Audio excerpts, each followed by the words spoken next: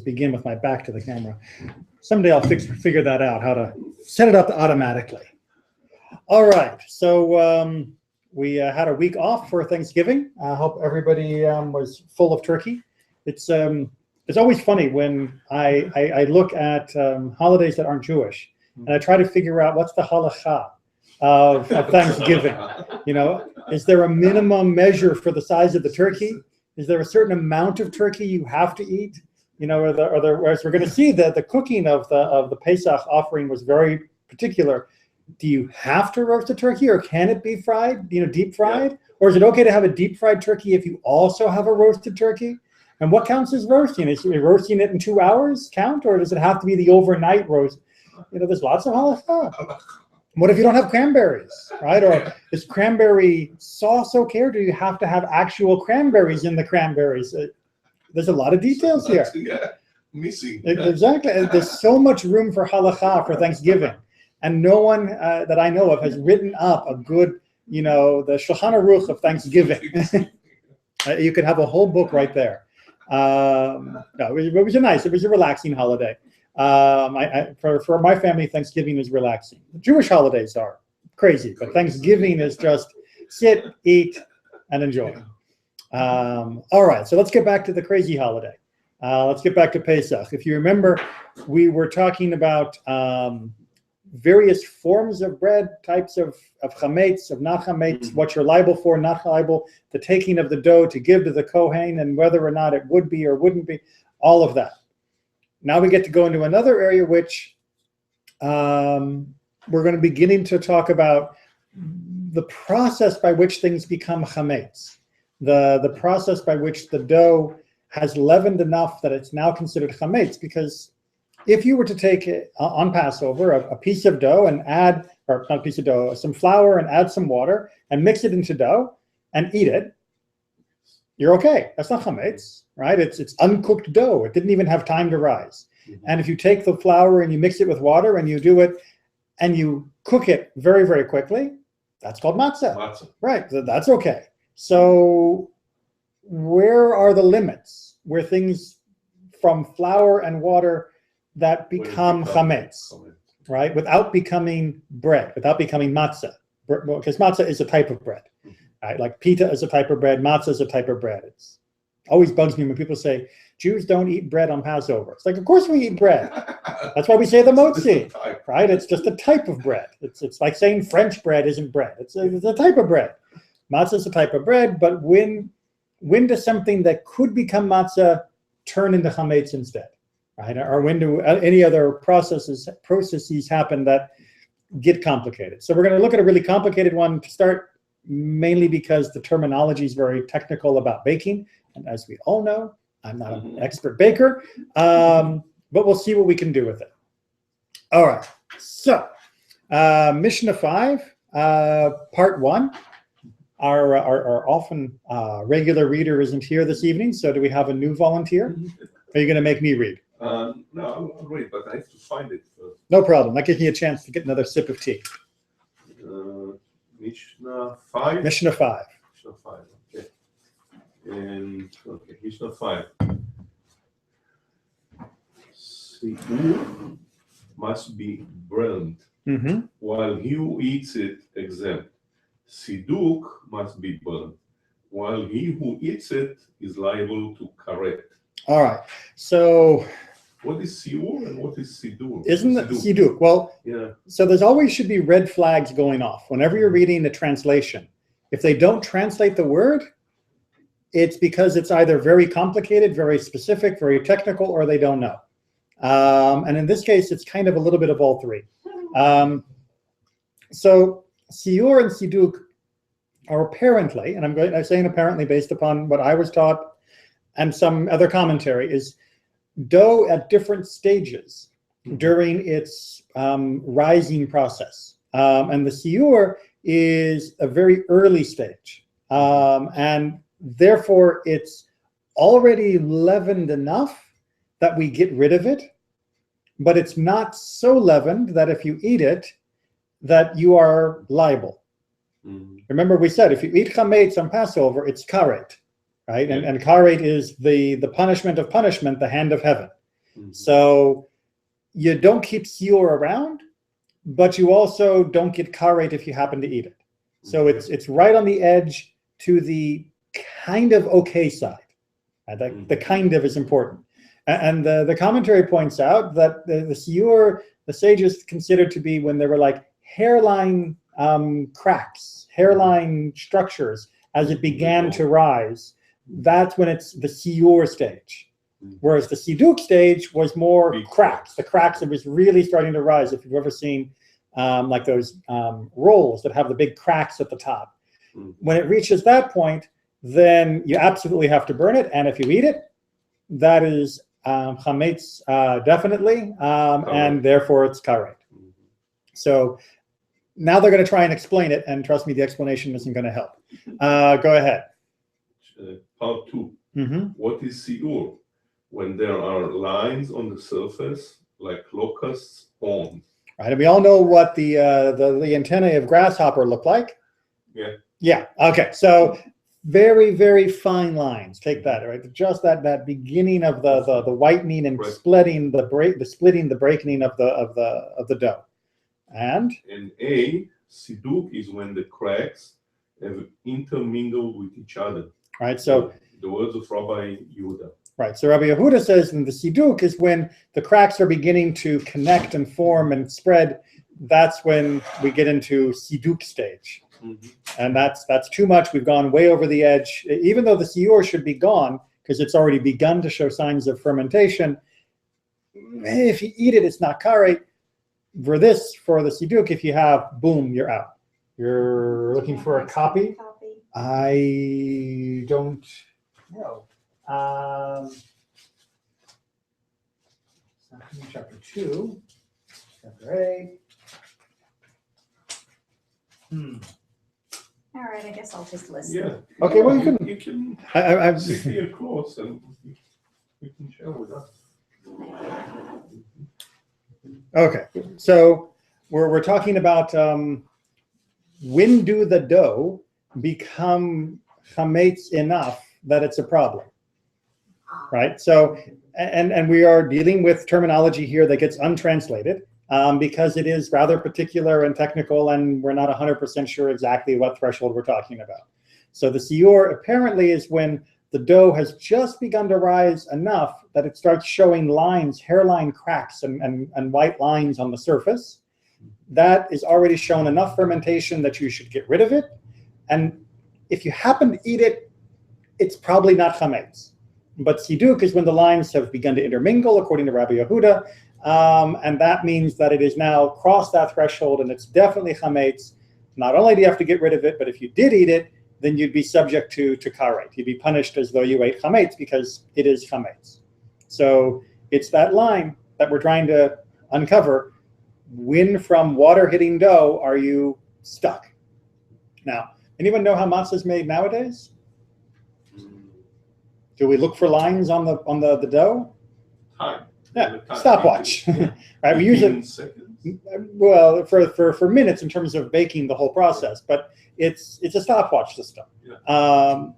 This is back in the days when people didn't have stopwatches, right? You can't tell minutes by the sun well enough to do this. So they had to say, okay, when you mix it, what are you looking for?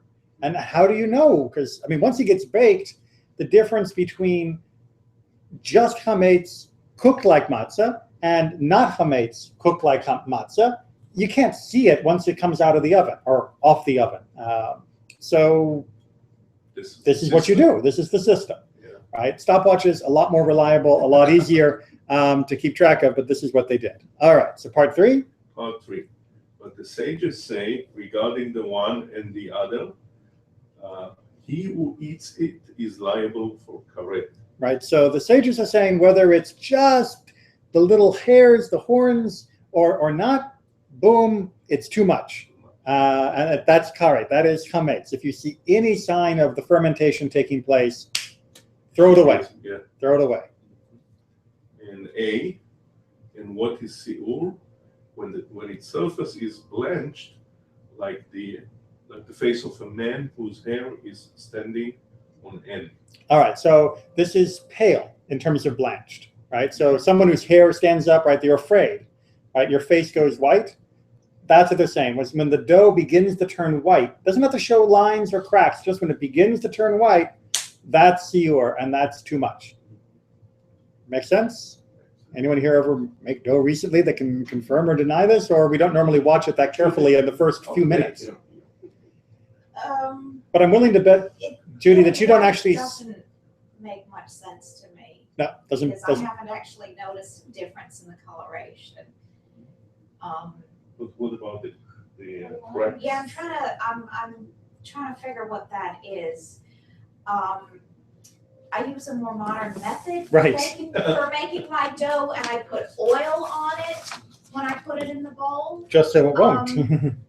Exactly. Yeah. But the older recipes are not to put the dry ingredients into the water like I do, but to put the water into the flour. You put the flour in a big pile. You make a little hole on the table. Right. Yeah, make a hole, put in your eggs if you're going to put them in. I remember doing that. Yep. Stir it around. And then so you would have a coating of dry flour on the outside of the dough. And when it rises, the coating isn't going to stretch the way the dough does, so the pieces are going to separate. And Right.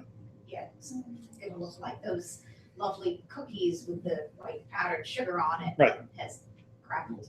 Right. So that clearly they're talking about the older recipe.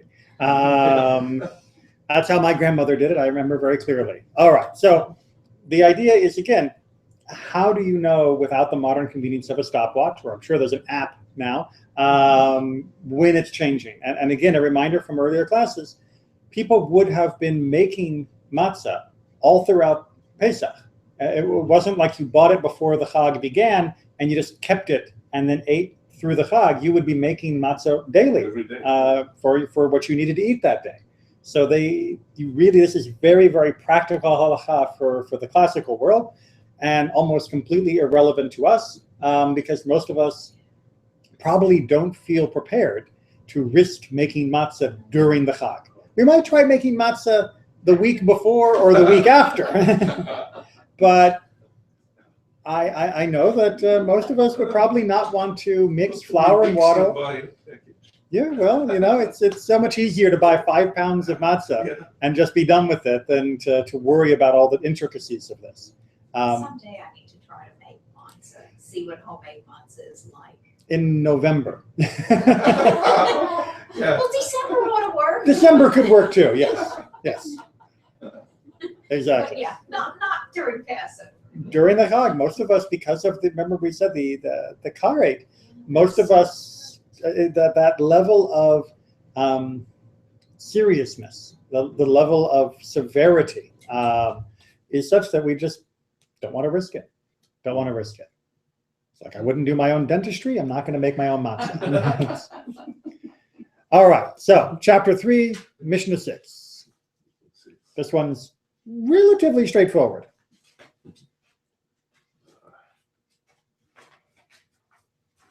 Okay, Mishnah 6. If the 14th of Nisan falls on Shabbat, they remove everything before Shabbat. The words of Rabbi Meir. Key point? Yeah. The sages say at its usual time. Rabbi Elazar Bar Tzadok says teruma before Shabbat and non-sacred chametz at its usual time. All right. So first of all, it's important to understand what they're talking about when they say it falls the 14th on Shabbat. That we maybe a timeline will help. So here's our Seder night, right? And that's beginning the 15th, which means the 14th is the day when we get rid of our chametz, right? Remember we talked about the whole idea of bior chametz, the getting rid of the chametz, the destroying of the chametz. That's fine. This is a Tuesday, right? I wake up, I have my breakfast of chametz still, and then I burn the remainder. No problem, right? As soon as you make this Shabbat, what's the problem? You can't burn. You can't burn it or throw it away or handle things, that are muktzah, that are unpermitted on this day. So what do? And as you can see, Rabbi Meir says you just bump it back to the 13th and get rid of it before Shabbat begins, right? And for Shabbat, you just don't have chametz. Right? But then you have a problem. How do you do kiddush Friday night if you don't have a challah? Yeah, you can have challah. It's called matzah. No. It's bread. Yeah, but what do you think we do? What do you think we do the kiddush over, or not the kiddush? What do you think we do motzi over for Friday night during Pesach? Yeah, but that's different because you're in Pesach already. Okay, so we in most modern communities we have a feeling that we shouldn't have matzah too close to Pesach. Yeah. Right. That we shouldn't.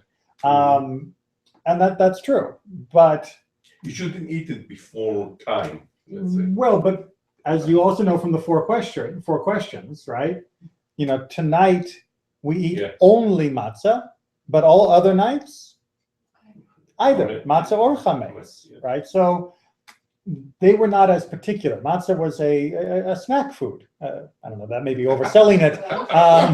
It was a quick meal, right? Because you didn't have to wait for it to rise. You could just take the flour, mix it with the water, slap it on the oven, cook it, eat it, and you were out of there quick, as opposed to bread, which you'd have to wait and wait and wait and wait and wait. So people would eat matzah all the time just as a regular type of food. So, like McDonald's, you know, quick. Yeah. Like donuts, except I don't bake my own donuts. I think maybe ramen, you know, nowadays. It's, you know, or pasta, you know, you just throw it in the pot and 8 minutes later you've got something to eat.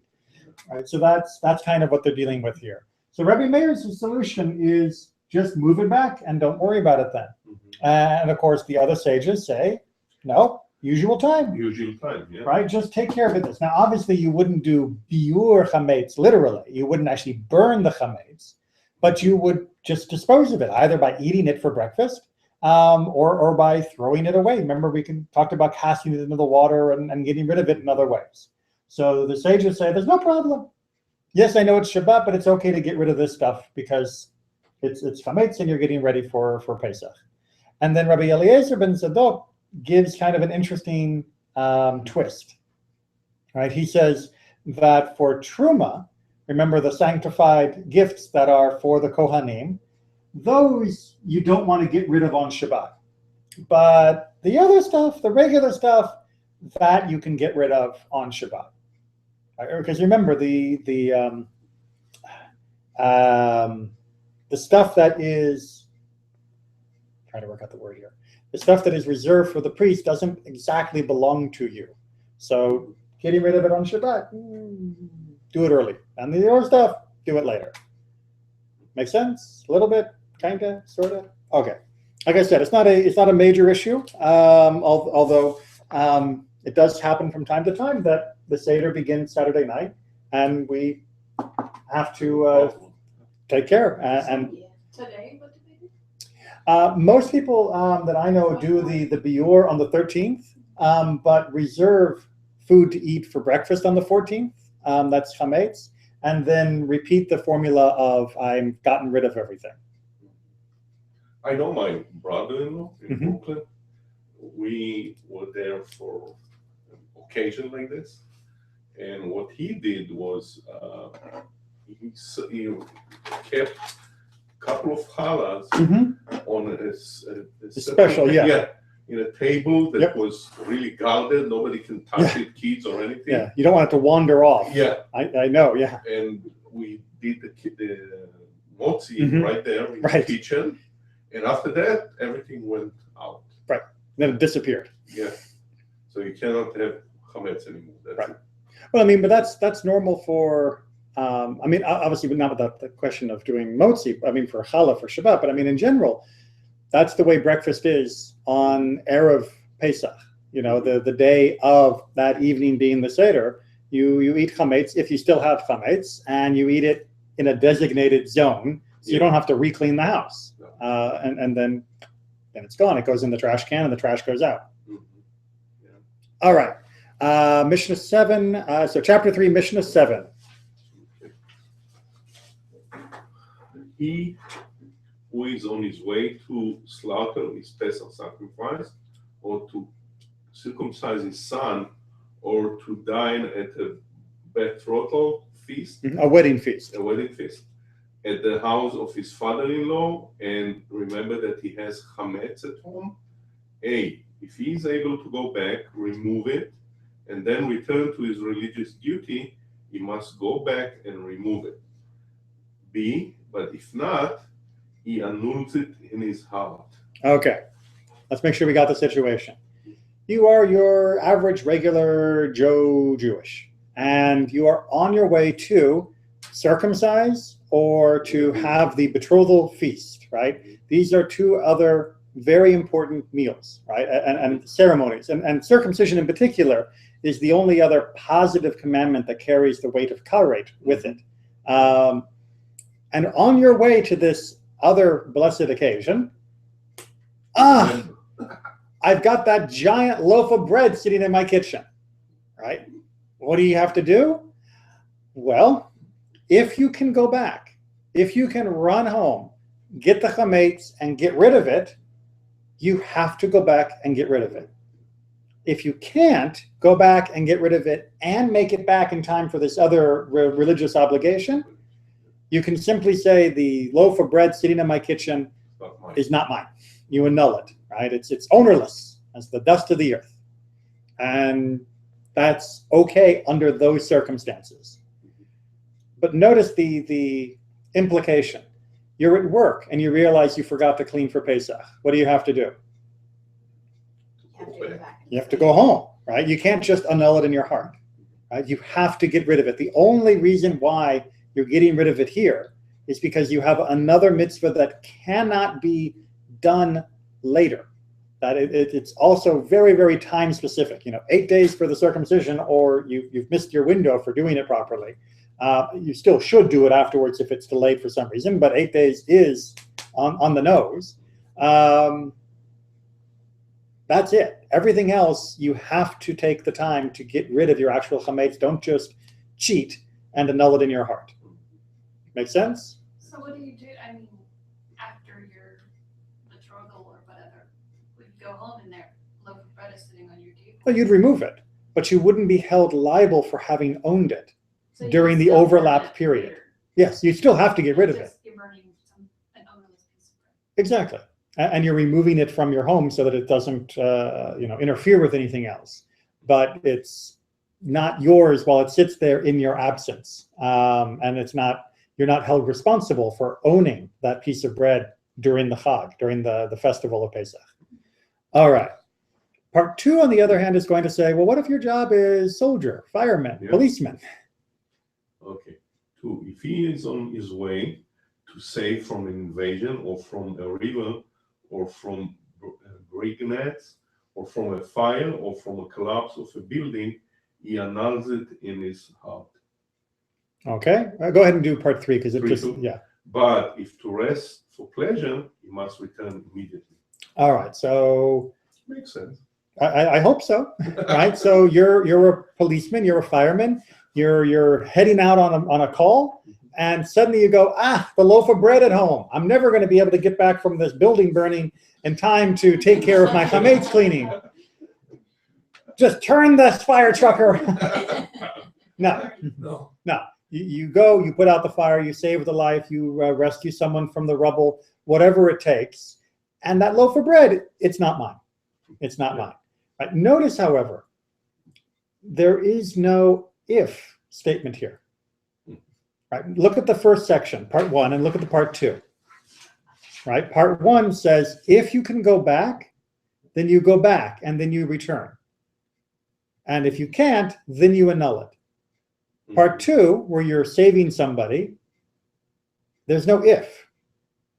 If you are going off to war, if you are saving people from a flood, if you are stopping the bandits, if you are rescuing from fire or from rubble, it doesn't say if you could run home before the fire spreads. It doesn't say if the person's not drowning yet. And I'm sure they'll be okay for another 5 minutes. It doesn't say if you can go back and get rid of the chametz and still save the life.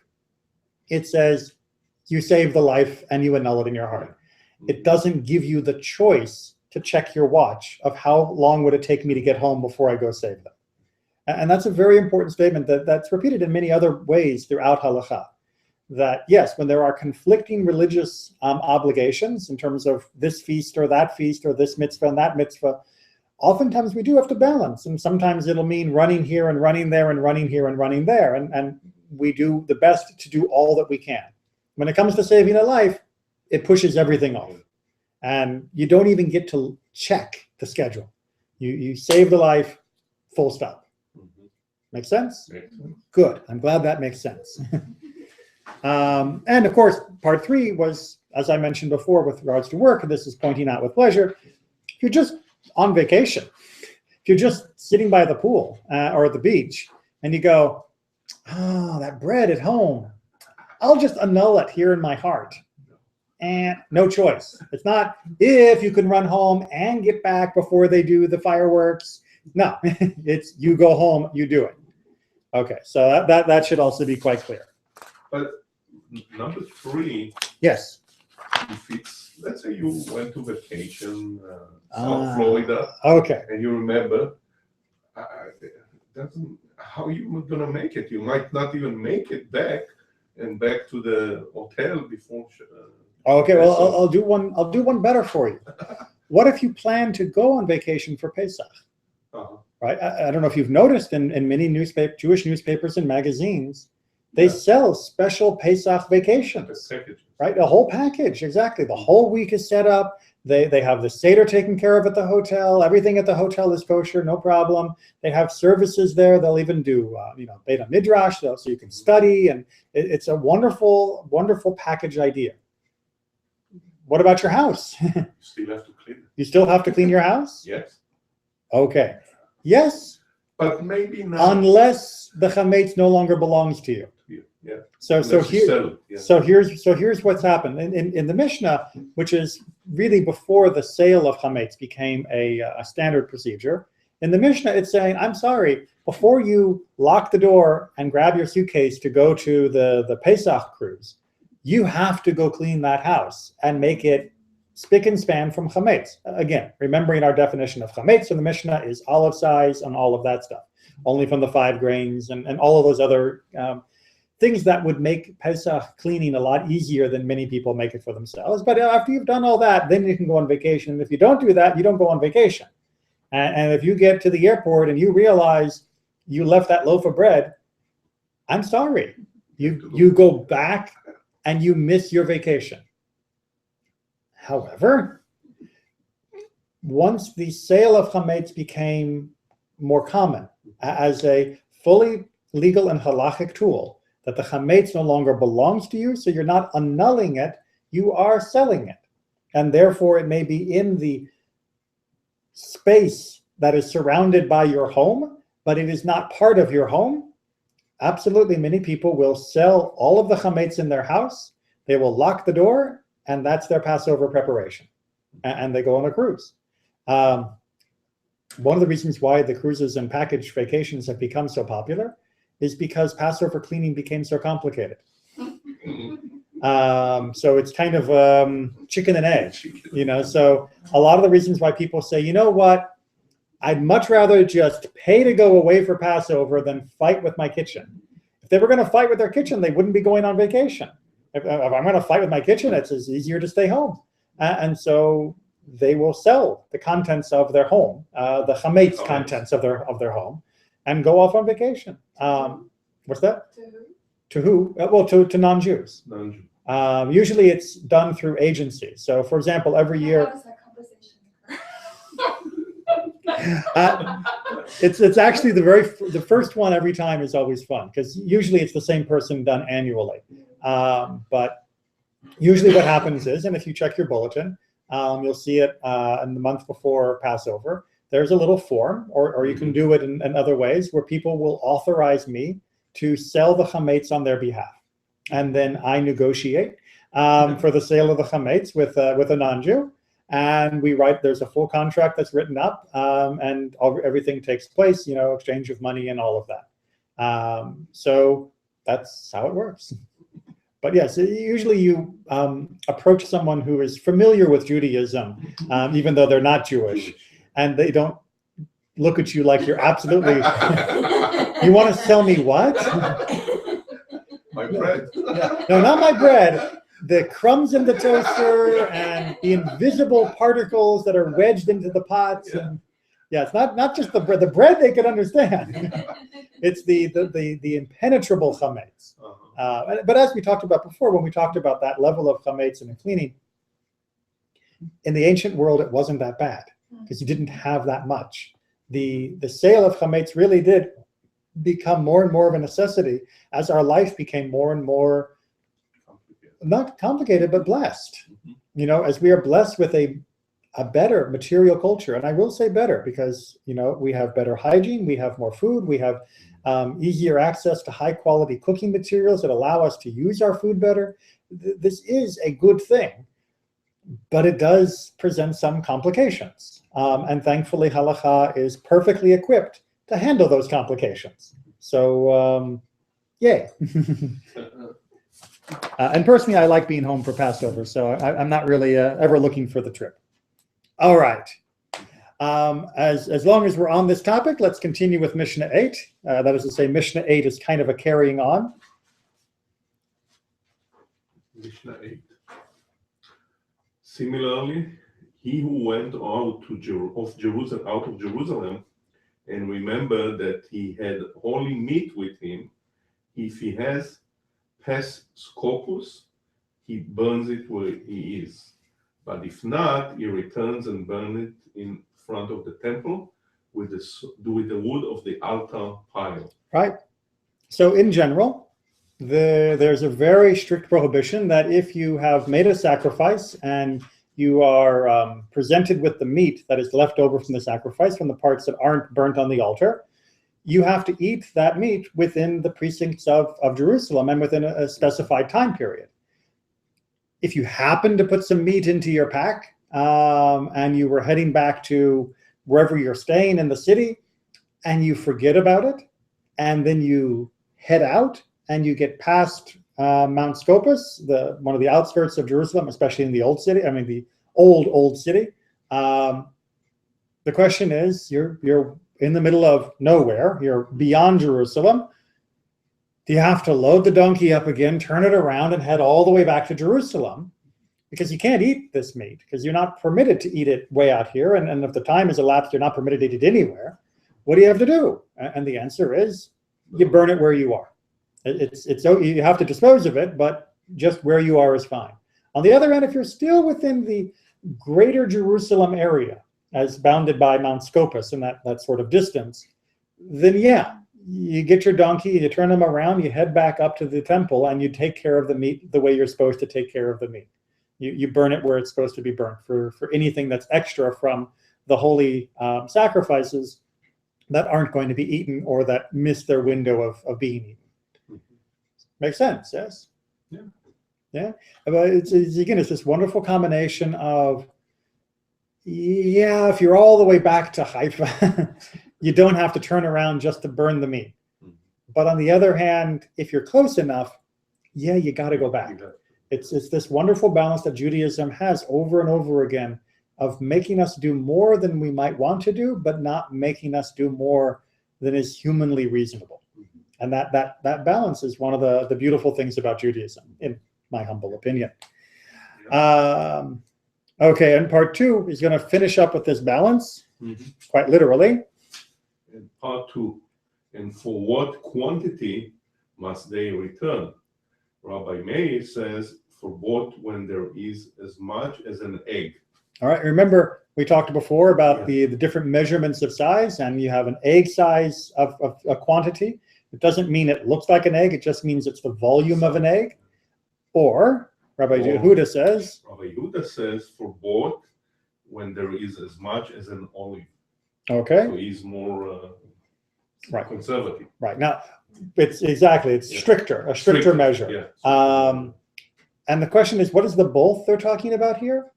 It's the meat, the sacrifice, and the chametz from last week.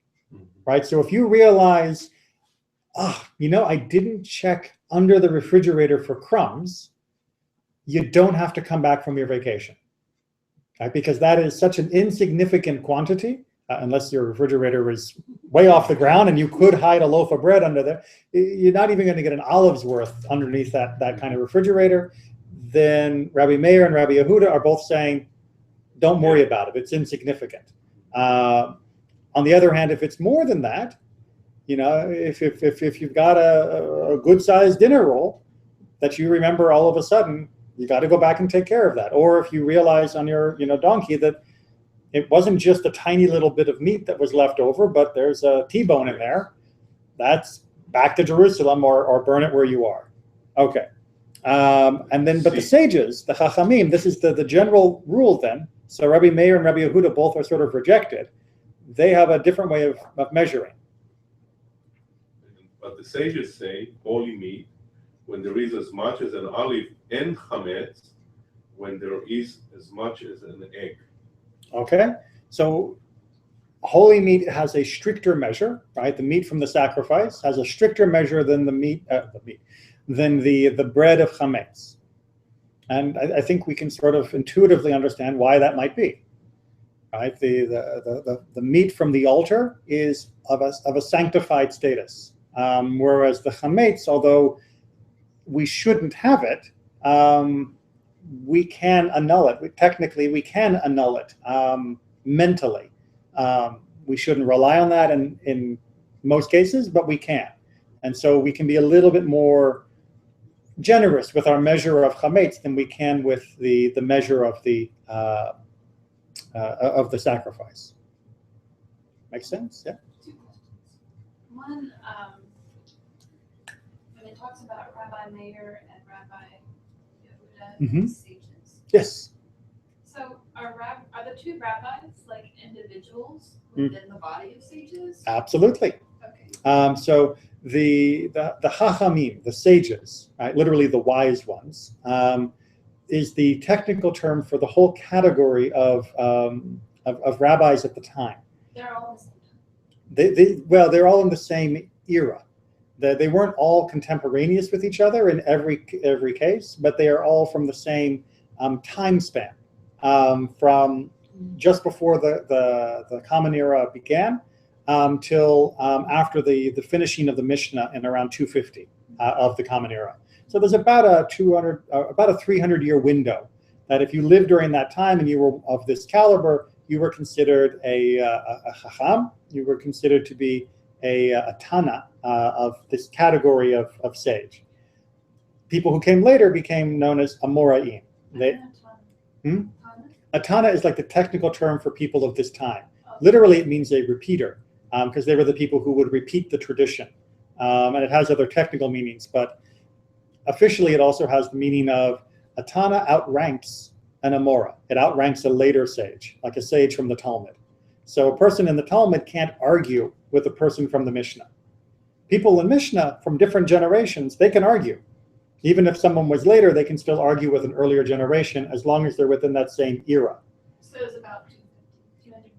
Yeah, about 300 total. About 300 years total that this window was open for this level of argumentation and opinionizing. And Rabbi Meir and Rabbi Yehuda are individual sages that had either an individual interpretation or an individual tradition that had been handed to them that this was the measure and this was the way to do it. But the sages essentially overruled them and say, no, we as a whole, we believe that this is the correct application of Torah, and Rabbi Meir and Rabbi Yehuda lose. So when you see the sages say, that's the end. That's the end, right? The That's sages. the majority opinion. Exactly right. It's the majority opinion. The others are dissenting opinions, you could say, but the majority opinion becomes the law of the land. Well, more precisely, the majority of the opinion was the law of the land. It just hadn't been stated yet. So if one of the rabbis didn't agree with the majority, is it okay for him to continue to walk as he believes? During that time? During that time, in very rare circumstances, there were certain customs that a person could continue to follow, even if the majority didn't. But when it came to halakha like this, No. If you didn't follow the majority opinion, the proclamation of the sages, then you were considered to be in rebellion. And that was very, very serious if you were a layperson, and it was even more serious if you were a sage, because that was striking at the very heart of the whole structure and the whole system. It had to be based around this. We argue, we discuss, we debate, we analyze, all opinions are welcome, all opinions are recorded, but ultimately we also come to a conclusion when it comes to halakha. For philosophy and metaphysics, there's much more variety and much more room for differing opinions. But when it came to halakha, I have to know that you are following the same path that I'm following. Or else, how do I eat in your house? How do I marry your children? How do I do business with you and know that you'll be treating me according to Jewish law? There has to be a shared standard. So the majority opinion sticks. It's the rule.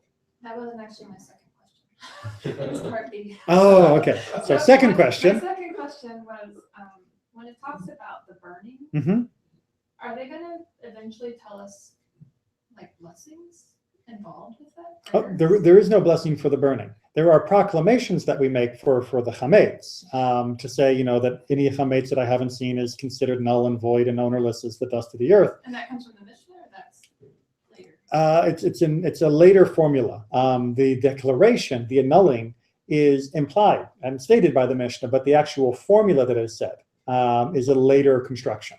So as we sort of talked about when we did brachot, there are many things in the Mishnah that are the theme that later become a formula or an actual set piece of material or text. But at the time of the Mishnah, they were often either loosely stated or only thematically stated, and that's what we're looking at here. Okay, that was 2. Okay, 2.5, we'll call it. That means you can't ask any more next week, right? Because we only get one per week, and you used up next week. So, okay. Any other questions? We actually went through this a bit more quickly than I thought. I don't have chapter 4 ready to pounce on, so we'll wrap it up there. You guys are just racing through this too quickly. Not enough good questions. Well, not enough. It's just sometimes